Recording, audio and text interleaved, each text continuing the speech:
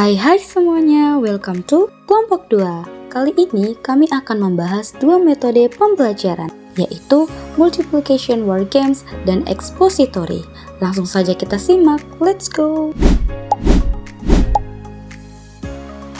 Nah, apa sih multiplication wargame itu? Multiplication wargame itu adalah sebuah permainan edukatif yang dirancang untuk melatih dan memperkuat pemahaman siswa terhadap konsep perkalian loh. Permainan ini biasanya menggunakan kartu angka, di mana dua pemain secara bergiliran membalik kartu dan mengalihkan dua angka yang muncul. Permainan ini menyenangkan, kompetitif, dan dapat digunakan sebagai media pembelajaran matematika yang efektif, terutama untuk anak-anak di jenjang sekolah dasar.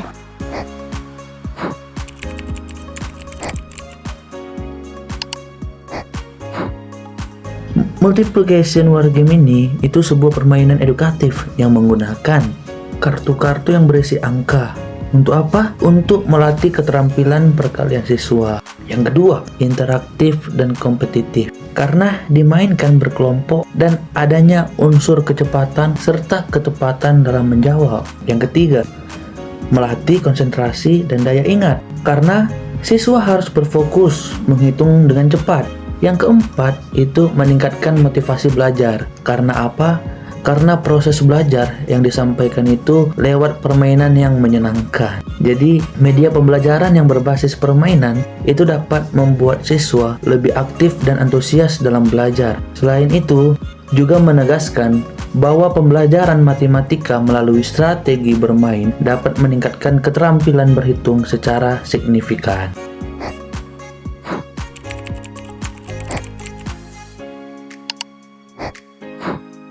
Yang pertama, persiapan. Bagikan setumpuk kartu di antara semua pemain dan setiap pemain akan mendapatkan tumpukan kartu menghadap ke bawah. Lalu langkah yang kedua, menentukan nilai kartu.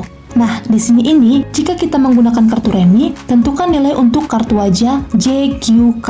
Misalnya, JQK itu bisa bernilai 10 dan As bisa bernilai 1 atau 11. Lalu langkah yang ketiga, di sini secara bersamaan, setiap pemain membuka dua kartu teratas dari tumpukannya.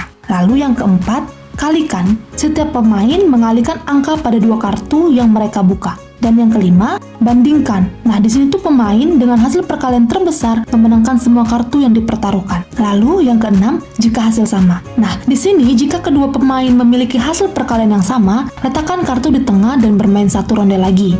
Pemain dengan hasil perkalian terbesar di ronde berikutnya memenangkan semua kartu atau termasuk yang dipertaruhkan sebelumnya. Lalu yang ketujuh, yang terakhir itu tentukan pemenang. Nah, permainan terus berlanjut sampai semua kartu telah diambil. Lalu, pemain dengan jumlah kartu terbanyak adalah pemenangnya.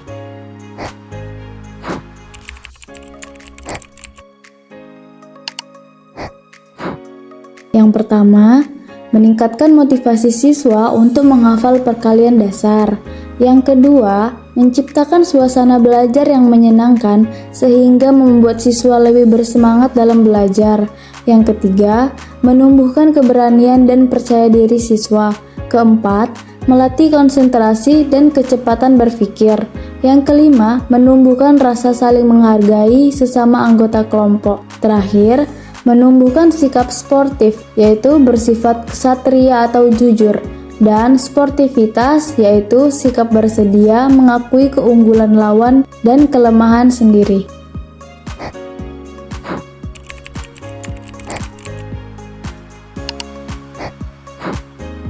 Nah, teman-teman, sebelum kita tutup pembahasan metode ini, yuk kita lihat sisi lainnya dari multiplication word game. Walaupun menyenangkan, ternyata metode ini punya beberapa kekurangan yang perlu kita ketahui loh. Apa aja ya kekurangannya? Yang pertama, metode ini kurang cocok untuk siswa yang pemalu atau kurang percaya diri. Kenapa? Karena mereka bisa jadi lebih pasif dan tidak terlibat aktif dalam pembelajaran di kelas. Kedua, suasana kelas bisa jadi terlalu ramai. Serunya permainan memang menyenangkan, tapi kalau tidak terkontrol, bisa mengganggu konsentrasi siswa yang lain.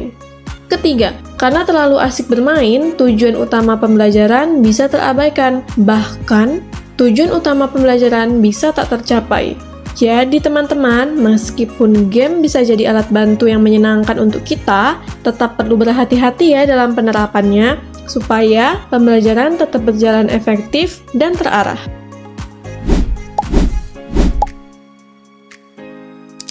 Apa sih metode ekspositori itu? Nah, jadi metode ekspositori itu adalah metode pembelajaran yang bersifat penyampaian langsung dari guru kepada siswa, di mana guru berperan sebagai sumber utama informasi. Dalam metode ini, guru menjelaskan materi pelajaran secara sistematis dan terstruktur, sementara siswa berperan sebagai penerima informasi. Tujuannya adalah untuk memberikan pemahaman secara jelas dan efisien terhadap konsep atau teori tertentu. Metode ini cocok digunakan ketika materi bersifat teoris atau ketika siswa belum memiliki pengetahuan awal tentang topik yang dibahas.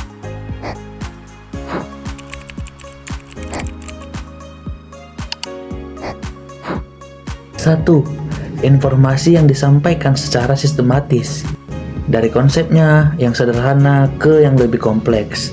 Yang kedua, interaksi bersifat satu arah. Siswa lebih banyak mendengarkan dan mencatat dari seorang guru. Jadi guru ini menjelaskan atau mengasih rangkuman kepada siswa. Yang ketiga, efisien digunakan untuk menjelaskan materi baru, terutama yang bersifat teoritis. Yang keempat, cocok untuk membangun pemahaman awal siswa.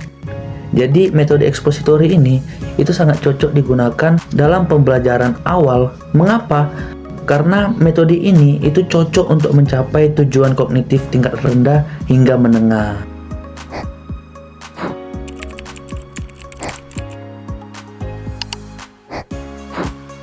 Nah, di dalam ekspositori ini terdapat dua langkah-langkah. Yang pertama kita akan membahas yaitu langkah-langkah persiapan atau preparation. Nah, pada tahap persiapan ini berkaitan dengan mempersiapkan siswa untuk menerima pelajaran. Dalam metode ekspositori, langkah persiapan merupakan langkah yang sangat penting karena keberhasilan pelaksanaan pembelajaran sangat tergantung dari langkah persiapannya. Adapun tujuan yang ingin dicapai dalam melakukan persiapan yaitu yang pertama, mengajak siswa keluar dari kondisi mental yang pasif. Yang kedua, membangkitkan motivasi dan minat siswa untuk belajar. Yang ketiga, merangsang dan menggugah rasa ingin tahu siswa. Lalu yang keempat, yaitu menciptakan suasana dan iklim pembelajaran yang terbuka. Selanjutnya, langkah yang kedua itu penyajian atau presentation. Nah, langkah penyajian adalah langkah penyampaian materi pelajaran sesuai dengan persiapan yang telah dilakukan. Dan yang harus dipikirkan oleh setiap guru dalam penyajian ini yaitu bagaimana agar materi pelajaran dapat dengan mudah dipahami oleh siswa. Oleh sebab itu, ada beberapa hal yang harus diperhatikan. Yang pertama, penggunaan bahasa. Lalu yang kedua ada intonasi suara. Yang ketiga, menjaga kontak mata dengan siswa. Yang keempat, menggunakan jokes-jokes yang menyegarkan. Dan yang kelima, korelasi pembelajaran dengan pengalaman siswa. Yang terakhir ini, menyimpulkan materi pembelajaran.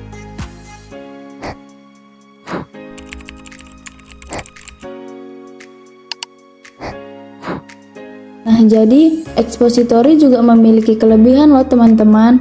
Yang pertama, guru dapat dengan mudah menguasai kelas. Yang kedua, mudah mengorganisasikan tempat duduk siswa di kelas.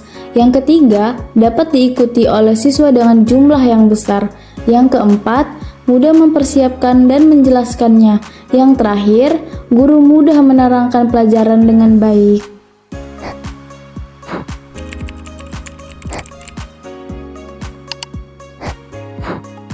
Dan terakhir, mari kita tutup dengan melihat kelemahan dari metode ekspositori. Metode yang paling umum yang biasanya kita temui di kelas. Ada apa aja ya kekurangannya? Yang pertama, yaitu metode ini hanya efektif untuk siswa yang memang mampu mendengarkan dan menyimak dengan baik. Kalau siswa yang mudah bosan atau pasif, pembelajaran jadi kurang efektif nih. Yang kedua, metode ini tidak mampu mengakomodasi perbedaan individual. Seperti apa? Misalnya gaya belajar, kemampuan, ataupun minat siswa.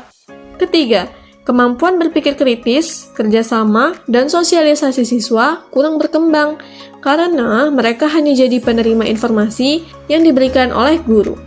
Keempat, keberhasilan metode ini sangat bergantung pada kualitas guru, mulai dari persiapan, penguasaan materi, hingga keterampilan mengelola kelas. Jadi, meskipun terlihat praktis dan efisien nih teman-teman, metode ekspositori tetap perlu dikombinasikan dengan pendekatan lain agar pembelajaran tidak jadi monoton dan tetap melibatkan siswa secara aktif.